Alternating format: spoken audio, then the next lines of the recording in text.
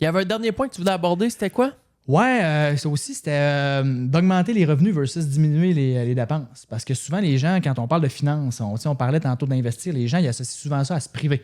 Genre, comme je me prive, nanana. Fait que les gens, ils associent ça, faut que je fasse mon budget, faut que je check mes affaires, c'est plate, genre, c'est de la merde, nanana. Puis là, c'est comme, ils ont l'impression qu'il faut qu'ils coupent tout puis qu'il n'y ait plus de fun, tu comprends?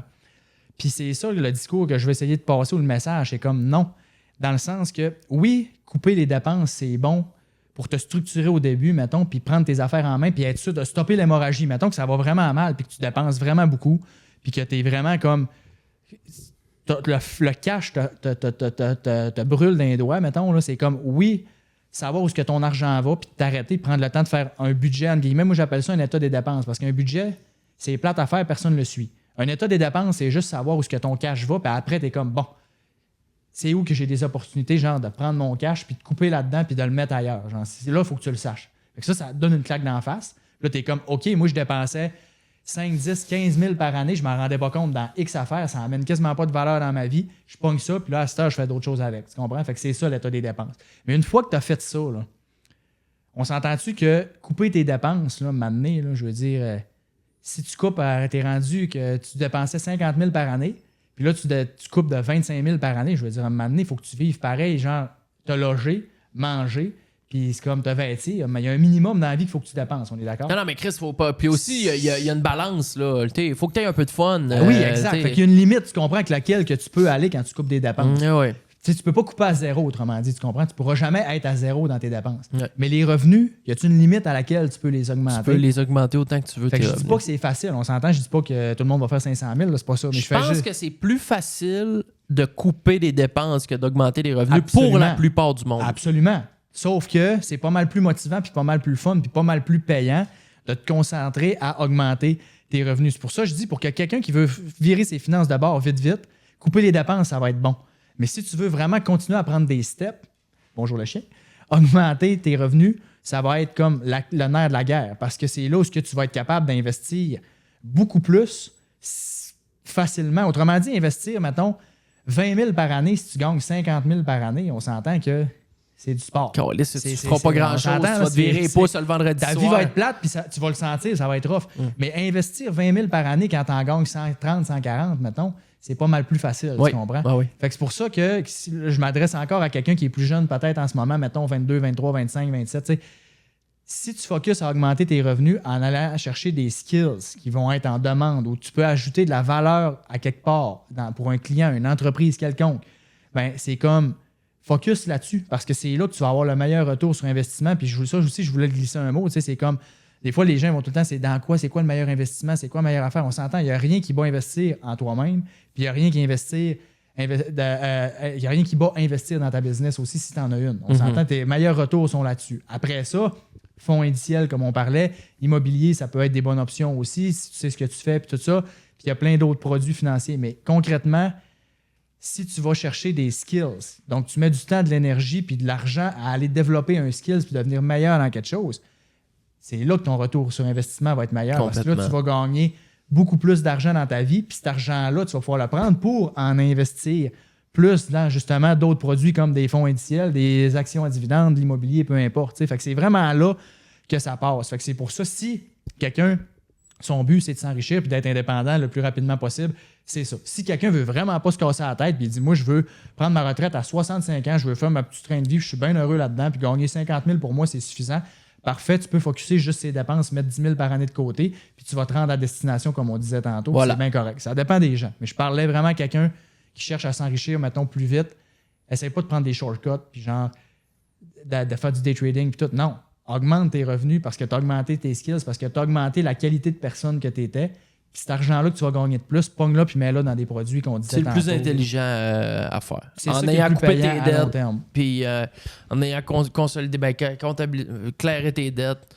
Tu augmentes tes revenus, puis après ça, tu es Exact. dans les ETF, tu es dans les FNB. Puis aussi, c'est plate quand t'es juste dans le mindset de tout couper, tu sais. Genre, ça devient un moment donné que c'est comme, tu te sens mal quasiment de dépenser dans quelque chose, tu sais. Ouais. Genre, puis là, ça, c'est pas un mindset qui est positif, c'est plate. Mais, Oh, puis je veux dire, un va avec l'autre. Je veux dire, si tu trouves une bonne balance, que tu as une vie sociale qui est correcte, Ouais. que tu dépenses un petit peu, mais que tu fais quand même attention, ben ça te donne justement le boost, puis le bonheur, puis l'énergie pour mettre plus de temps Exactement. dans ta business, dans tes affaires, pour aller chercher plus de revenus. Fait C'est qu'un ça. un va avec Ça te l'autre. motive, puis c'est ça qui est plaisant parce que quand tu es juste dans un mindset de dépense, comme je disais, à un moment donné, il y a une limite, puis c'est là que des fois, ça devient avec. C'est du monde qui deviennent quasiment plus le fun non plus à côtoyer parce qu'ils sont tellement rendus, puis qui pensent genre juste comme financier, que là, c'est l'extrême, tu comprends?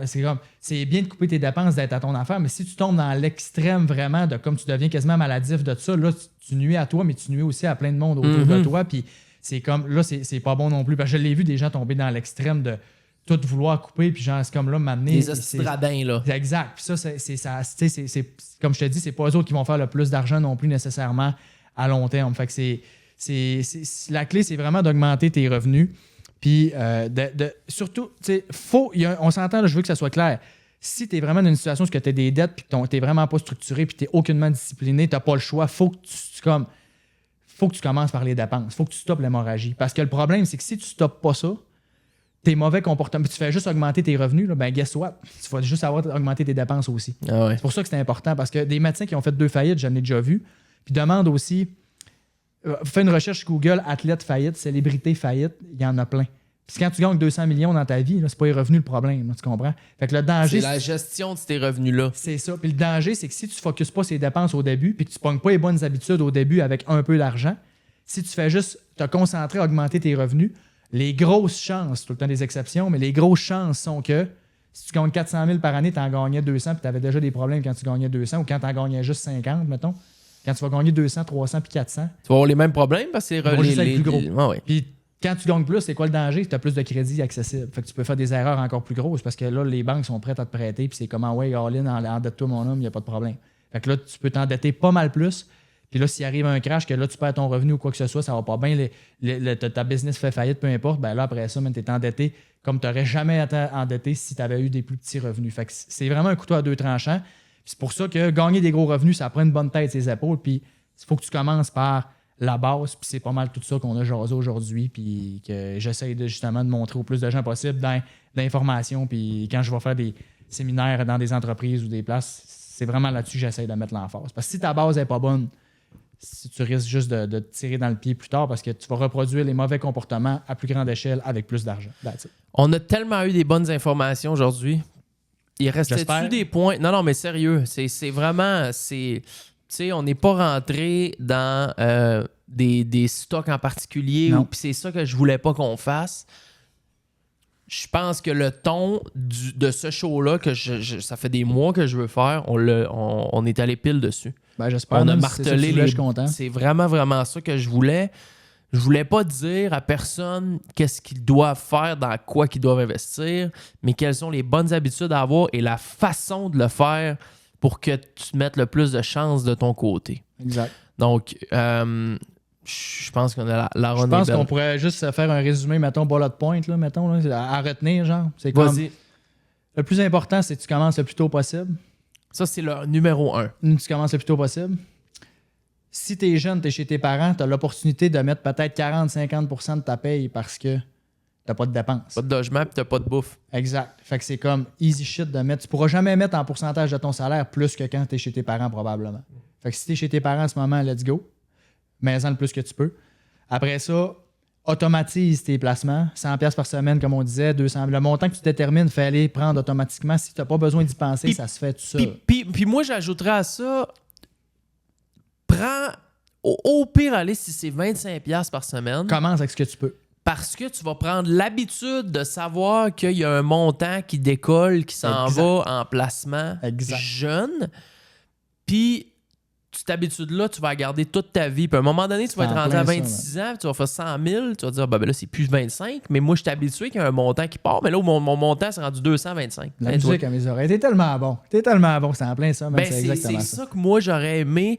Puis tu sais, on finira ton bullet point. Ça me fait chier que il n'y a pas personne au secondaire, un prof qui dit ça à ses élèves. Tu sais, moi, si je suis prof au secondaire ou si je rencontre des profs, moi, au secondaire, là, des fois, je vais dans une soirée, mais je suis prof au secondaire. Tu parles-tu à tes élèves, des fois, de à quel point c'est important de commencer? Non, c'est pas dans le programme. Exact. Mais qu'on lisse, mets ton grain de sel là-dessus, tu vas peut-être faire germer des graines dans la tête de tes flots, puis ça va faire une grosse différence. C'est exactement pour ça que je suis allé dans les écoles secondaires dans les dernières années pour tester mes affaires. Puis tout mon gars, parce qu'il l'avait pas. Puis, mettons, l'autre affaire, c'est qu'il a en ce moment un peu l'éducation financière. Mettons, il y a quand même une petite base.